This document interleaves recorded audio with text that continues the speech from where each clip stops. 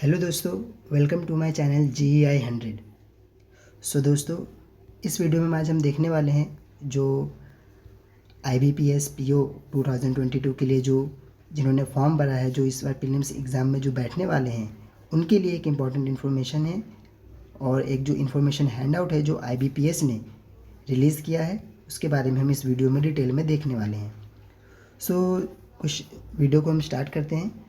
तो जैसा कि आप सभी लोग जानते हैं कि IBPS PO का जो प्रीलिम्स का जो पेपर पैटर्न है वो कैसा रहने वाला है। English, quant, reasoning, 30 question English के, 35 क्वांट और रीजनिंग के। ये हमें ध्यान में रखना है कि 20 मिनट्स सेक्शनल टाइम हमको दिया जाएगा। ईच टेस्ट के लिए बस 20 मिनट्स ही होंगे, कंपोजिट टाइम नहीं दिया जाएगा।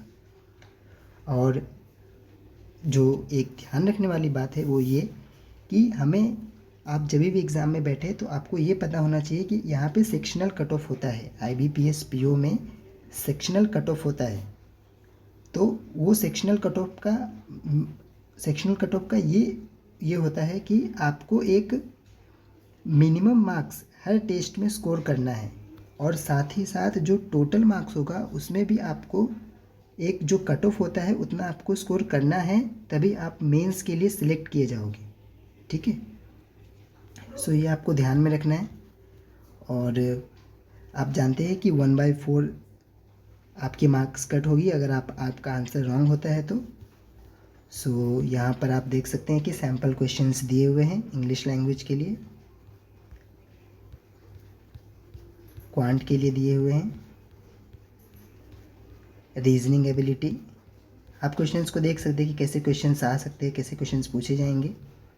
और यहाँ पर एक जो इम्पोर्टेंट, जो आपका ऑनलाइन एग्जामिनेशन जब आप बैठेंगे डेस्कटॉप के सामने, कंप्यूटर के सामने आप जब बैठेंगे तो उस समय आपको ये ध्यान में रखना है कि आपका एग्ज़ाम जैसे ही स्टार्ट होगा, जैसे ही टाइमर स्टार्ट हो जाएगा, वैसे ही राइट साइड में एक क्वेश्चन पैलेट होता है। वहाँ पे क्वेश्चंस के जो नंबर होते हैं, ईच क्वेश्चंस आपको एक कलर के थ्रू वहाँ पे शो होते रहते हैं।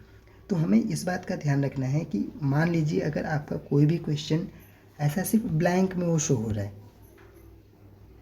जो यहाँ पर दिख रहा है कि वो सिर्फ ऐसा ब्लैंक में सफ़ेद वाइट कलर में ऐसा दिखा रहा है, तो आपको यहाँ पर ये बात तुरंत समझ लेनी है कि आपने अभी तक वो क्वेश्चन को विज़िट नहीं किया है। तो वो क्वेश्चन को विज़िट नहीं किया है तो मुझे उस पर विज़िट करना है और आंसर जो भी है देखना है, देना है। ठीक है, सो नेक्स्ट जो रहेगा वो ये कि मान लीजिए कि अगर आपने वो क्वेश्चन का आंसर ही नहीं किया, आपने विजिट तो किया है बट उसको आंसर नहीं किया, तो वो क्वेश्चन आपका ऐसा रेड में शो होता रहेगा। जो रेड में आप देख रहे हैं 2 लिखा हुआ है, उसमें ऐसा शो होता रहेगा कि आपने वो क्वेश्चन विजिट तो कर लिया है बट आपने उसका आंसर कोई मार्क नहीं किया हुआ है। ओके, सो नेक्स्ट पे जाते हैं। उसके बाद अगर आपने क्वेश्चन का आंसर मार्क किया है और उसको सेव किया है, आपको ये हमेशा बात ध्यान में रखनी है, आपको ये हमेशा बात ध्यान में रखनी है कि आप आंसर को जैसे ही मार्क करते हैं तो वैसे ही आपको वो क्वेश्चन को, आंसर को सेव करना है। वहाँ पे लिखा रहता है कि mark answer and save and next, तो सेव करना है आपको। तब जाकर आप देखेंगे कि वो क्वेश्चन जो आपका है वैसे ग्रीन में शो करेगा। ग्रीन में शो कर रहा है मतलब आपने उस क्वेश्चन को आंसर कर दिया है और कोई भी घबराने वाली बात नहीं है, वो क्वेश्चन आपका आंसर्ड हो चुका है। एंड अगर आपने वो क्वेश्चन को, मान लीजिए कि आपने क्वेश्चन का आंसर आपको नहीं आता, आपने आंसर नहीं किया, तो आप उसको मार्क कर सकते हैं रिव्यू के लिए कि बाद में आप देखें आपको आ रहा है तो आप उसको आंसर मार्क कर सकें, तो वो उसके लिए आप मार्क फॉर रिव्यू कर सकते हैं। तो वो क्वेश्चन जो है आपको ऐसा शो होगा, ओनली वॉयलेट कलर में शो होगा वो, कि आपने वो क्वेश्चन को रिव्यू के लिए बस मार्क किया है और कुछ नहीं। और तो ये आपको ध्यान में रखना है कि आपने, अगर ये आप कर रहे हैं कि आपने क्वेश्चन को बस मार्क कर दिया है रिव्यू के लिए, कुछ किया नहीं है, तो वो क्वेश्चन आपका कंसीडर नहीं किया जाएगा जब इवैल्यूएशन होगा। हाँ, अगर आपने ये किया है, क्वेश्चन को आंसर कर दिया है और फिर मार्क फॉर रिव्यू किया है, क्वेश्चन को आंसर करने के बाद फिर मार्क फॉर रिव्यू किया है तो जाकर आपका जो क्वेश्चन है वो इवैल्यूएशन के लिए कंसीडर किया जाएगा। मीन्स अगर आपका जो क्वेश्चन है वो वॉयलेट कलर और ग्रीन कलर में शो हो रहा है तो आपको निश्चिंत हो जाना है कि नहीं, आप कोई प्रॉब्लम नहीं, वो क्वेश्चन आपका कंसीडर किया जाएगा। मान लीजिए कि आप उसको बाद में इतना रिव्यू नहीं कर पाए, नहीं देख पाए, टाइम नहीं बचा, लेकिन हाँ इतना हुआ है तो वो क्वेश्चन आपका कंसीडर किया जाएगा जब इवैल्यूएशन होगा। यहाँ पे आप देख सकते हैं कि वो साफ साफ लिखा हुआ है कि the questions answered and marked for review will be considered for evaluation. Okay, तो ये इन बातों का हमें ध्यान रखना है। उसके बाद हम आगे जाते हैं। आपको ये बात नहीं भूलनी है कि सेव एंड नेक्स्ट मुझे करना है। अगर आपको आंसर आपको पता है कि हाँ ये आंसर है इसका, तो आपको उस आंसर को सेव एंड नेक्स्ट करना है ताकि फिर आपको बाद में ऐसा कुछ घबराने या देखने की ज़रूरत नहीं है।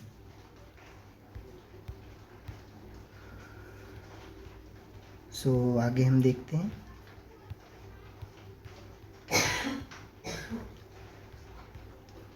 यहाँ पे सोशल डिस्टेंसिंग सब दिया गया है कि आपको मास्क वगैरह ग्लव्स लेकर जाना है, एक हैंड सैनिटाइज़र का बॉटल रखना है, पानी का बॉटल रखना है, ट्रांसपेरेंट वाटर बॉटल।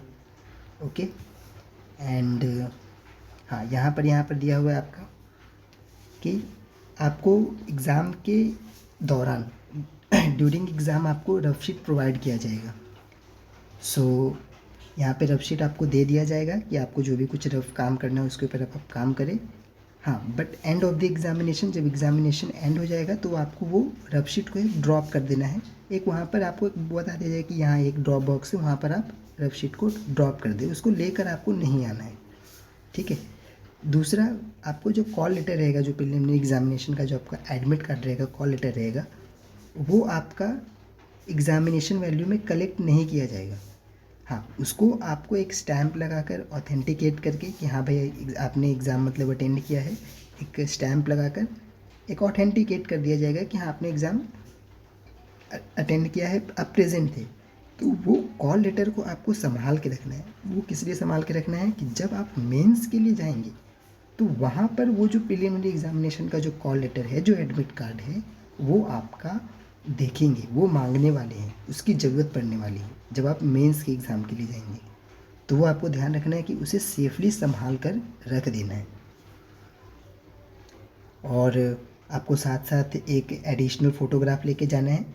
जो आपने कॉल लेटर, जब आप एप्लीकेशन फॉर्म भर रहे थे तो जो आपने जो फ़ोटोग्राफ दिया था उसका एक एडिशनल फ़ोटोग्राफ अपने पास रख लीजिएगा, क्योंकि वो आपको एग्ज़ामिनेशन सेंटर में लगने वाला है। और अगर यहाँ पर देखिए, यहाँ पर उन्होंने एक इम्पॉर्टेंट जो बात कही है वो मैं आपसे बताना चाहूँगा कि ये चीज़ है, you need to bring one additional photograph same as pasted by the candidate on call letter with you to the examination center. Candidates reporting without photograph, यदि आप विदाउट फोटोग्राफ के रिपोर्ट कर रहे हैं, वहाँ पर प्रेजेंट हो रहे हैं एग्ज़ाम देने के लिए, one pasted on the call letter and one additional photograph will not be allowed to appear for the exam. तो इसलिए हमने ध्यान में रखना है कि हमें फ़ोटो वहाँ से मैं आपसे ये एडवाइस करूँगा कि आप 4 फोटोज़, जो आपका एडमिट कार्ड पे जो फ़ोटो है वैसा आप 4 फोटोज़ अपने साथ रखें। और जो भी आप अपना एक आईडी जो रखते हैं, ओरिजिनल आईडी प्रूफ, वो रखते ही है, वो अपने साथ रखें। यहाँ पे देखिए उन्होंने एडवाइजेबल भी लिखा है कि it is advisable that candidates retain about 8 copies of the same photograph which is uploaded at the time of application as this would be needed for further stages of this selection process. Okay, so यही सारी बातें आपसे बतानी थी। और exam अच्छे से देकर आएँ, अच्छे से जो भी आपका बाकी रह गया रिवीजन करें, अच्छे से तैयारी कर लें और एग्ज़ाम देकर आएँ। और मेरी तरफ से आपको wish you good luck. Thank you.